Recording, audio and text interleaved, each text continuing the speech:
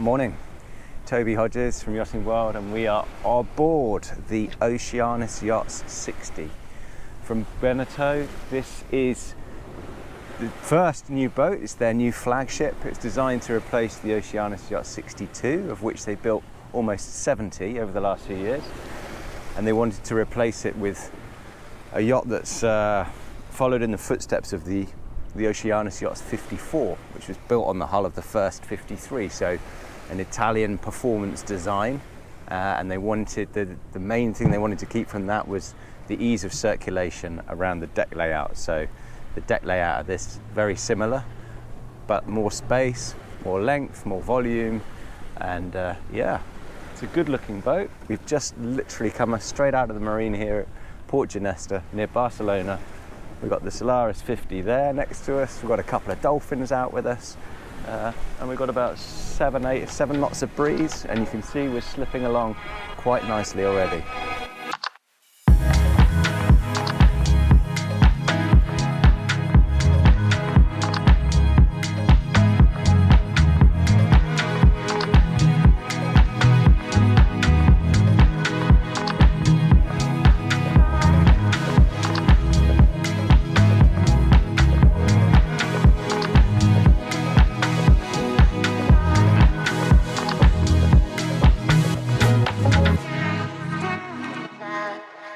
So we are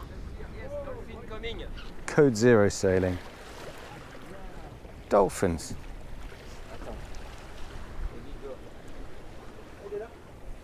On the go. Yeah.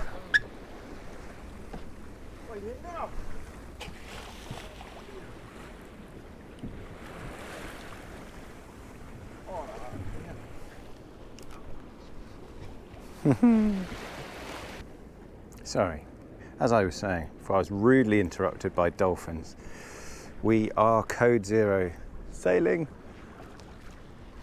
on the Oceanis Yacht 60, and it's a good example how large cruising yacht design has changed for the better, because we are able here to match these light 5 to 6 to 7 true knot wind speeds, being able to match those wind speeds with boat speed, and that's comes down to hull shape and design and weight management. So when you compare this to the old Oceanis Yacht 62, for example, it's a slipperier hull shape, less wetted surface area, still got plenty of volume.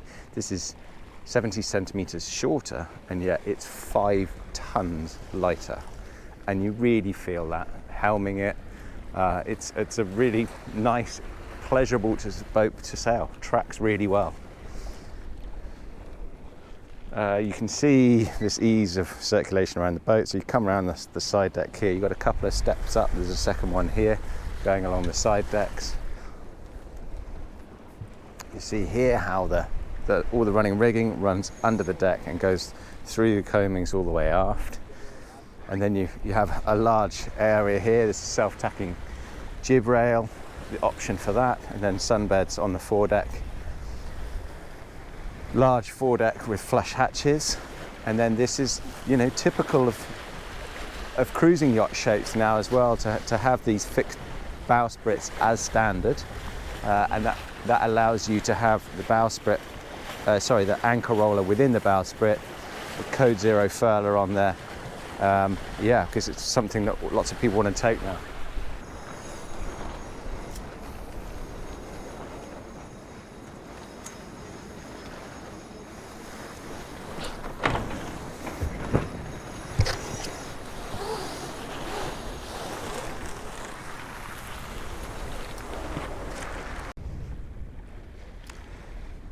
And then one of the main differences really that the 60 gives you over 54 is the option for a crew cabin up forward and a larger tender garage. So on this boat you can fit a Williams 2.8 meter fully inflated jet rib in the tender garage. You have a chain locker with a windlass here, and then gas locker just behind it.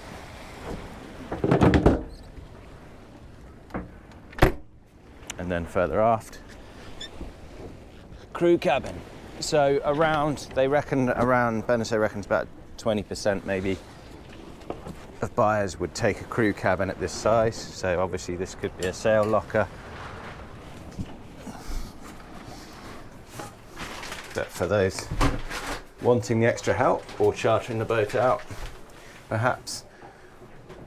Yeah, they're always small cabins up here, but it does have a proper separate head, which is good, with its own door, unusual.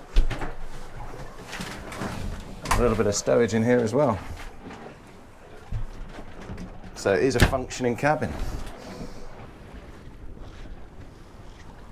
The inboard longitudinal tracks here for the Genoa option, so the self-tacking jib option or a Genoa, with line pullers for the cars here, so you can adjust the angle of the sheets.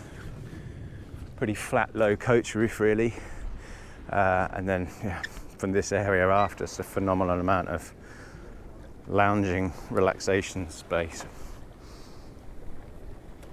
So here they have the vang in the out hall, a couple of the reefs led on this side. You've got the sheets on both sides as well, for both the main sheet and the jibs, the jib or Genoa.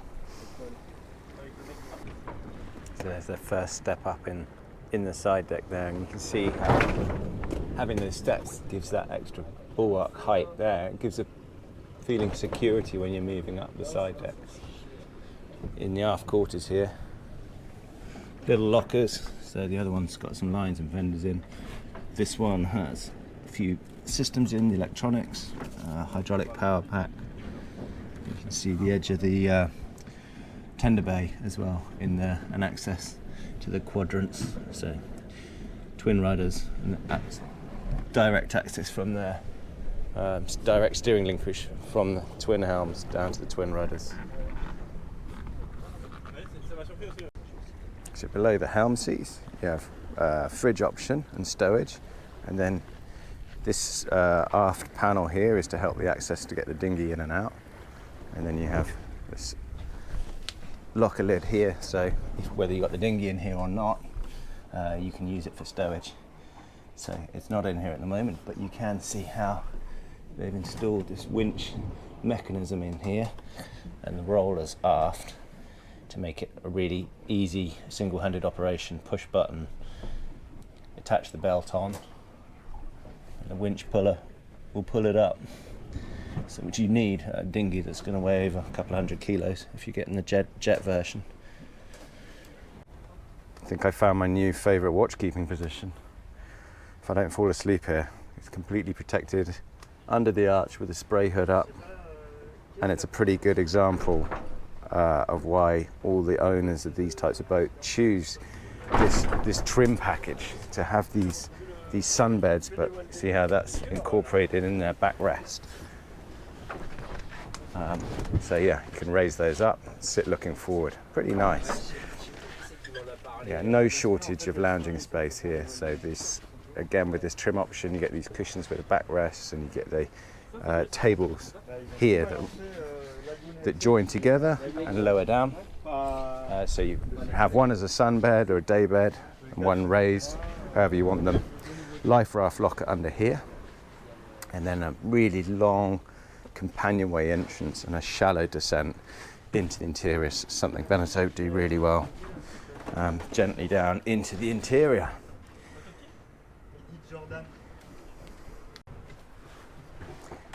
As you can see, it's a nice open plan,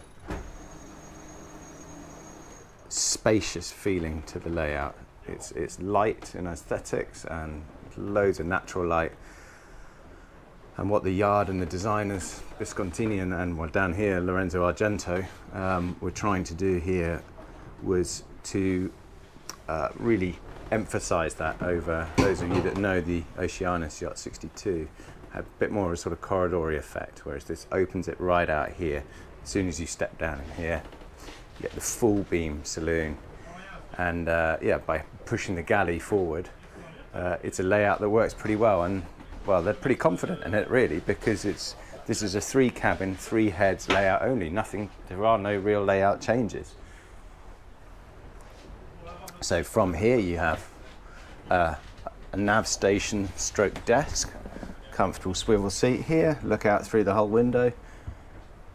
Whether you're working or doing some chart work, you can see from here it's a big old space across, but there are good long grab rails up on the headlining here to reach, and systems all below the sole here, and where you need to access it, they've made the access nice and easy. So pull up here, for example, and there you've got your manifolds for your water systems and your filters there. Engine space below the companionway. Steps as traditional, we'll have a look at that in a minute. Yeah, table raises and lowers, central bit of stowage, and a pop-up flat screen TV here on this side. And then the galley itself, I find this format works pretty well actually, because you have, actually it's quite a good test here, look, because we're on starboard tack, so we've got some heel on this side. On the other side it would obviously be easy, but here you've got something to hold on to. There's good work surface area, good fiddles, stowage and refrigeration space all on that port side, cooking work surface area here on the starboard side. The other thing you'll notice is something they did really well on the first 53 and Oceanis Yachts 54, and that's using the incorporation of having these solid handrail fiddles. So this Alpi, the woodwork, but it's solid rails around here and curved, which is a bit more workmanship, but it really shows, it lifts the boat in terms of visual quality, and yeah, it gives you something to grab hold of, which is pretty important, because the boat will move, it will heel. So at the aft end of the galley here, it's just stowage, cupboards and drawers. And then you've got a dishwasher on this one. I believe there are a lot of optional extras. So it's, yeah, the flagship model, they've equipped this one to the nines. Stowage in there. Bottle stowage, I believe, below this one. Yeah. And a raised locker there as well, above the sink itself. And then to port side, got refrigeration space, drawer fridge there.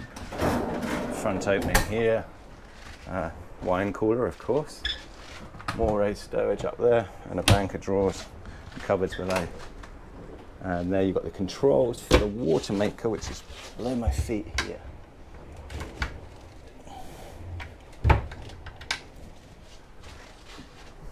Moving forward into the owner's cabin, you can see how this door's offset, and that means you can keep the door open, have some privacy in that forward cabin. And it's a clever layout, but it's taken the idea from the old Bordeaux 60, and that was to have a forward cabin where you get a real sense of privacy and insulation from the rest of the boat. What that means is this main bulkhead here, forward of that is your heads area. So heads and shower is helping to separate this island berth from the galley and saloon area, and also, if you had one, from the skipper's cabin further forward. As you can see, it's a massive cabin. It works pretty well because you're still quite central in the boat. So the mast base, obviously, by this bulkhead. Here is the mast step for the mast. You get a good size heads and separate shower. Huge, great shower. And then on this port side, all of that's a bank of drawers. So something like 7 deep drawers, I think it is there. Massive amounts of stowage. Plus a big double hanging wardrobe. And more below the berth itself.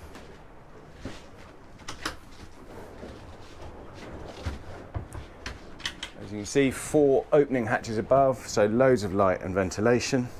And the 2 hull ports as well. So you can see with that headboard there, you can still have your door open for ventilation, circulation, that sort of thing, and have the privacy of here, looking forward from your berth. Big flat screen there, nicely done, and you can see right through the boat going aft. And then in terms of accommodation aft, It's, yeah, so it's one layout only really. You can join those two berths, or they could be two singles. Day heads access from here, so to this, not as directly an ensuite, but these cabins have these huge hanging wardrobes, good space, genset access. I'll show you from the portside cabin. Hull window, coach roof window, opening port there into the cockpit. And then, yeah, there's the day heads access there for this cabin with a separate shower.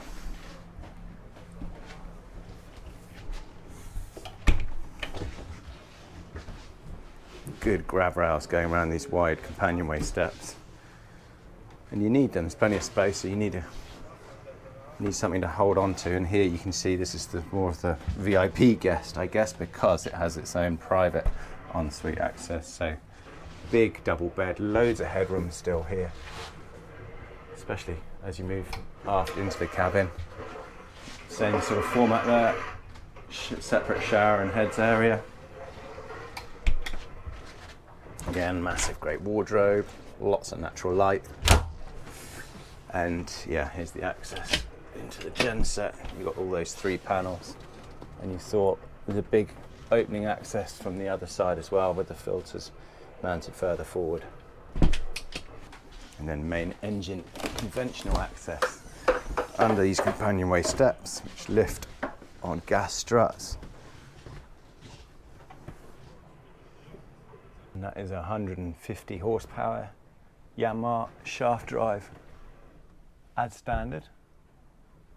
See plenty of space above it there, and you've got access from panels all around it on both sides. Has a 500 litre fuel tank and 860 litres of water tank on this boat as well. And it's a 21.7 tonne yacht, monolithic infusion hull, cast iron keel, fiberglass sandwich boat with balsa wood, P2 foam infusion deck. So this arch is standard, but this has become a really popular option here, is having a semi-rigid bimini which you can just slide away, so you can have the sun if you want it. So just slide it. So then you can keep out the sun in one easy movement.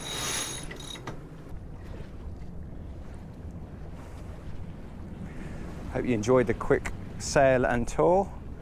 This boat starts at 895,000 euros ex-tax, and this one we're on with all of the options is about 1.3 million.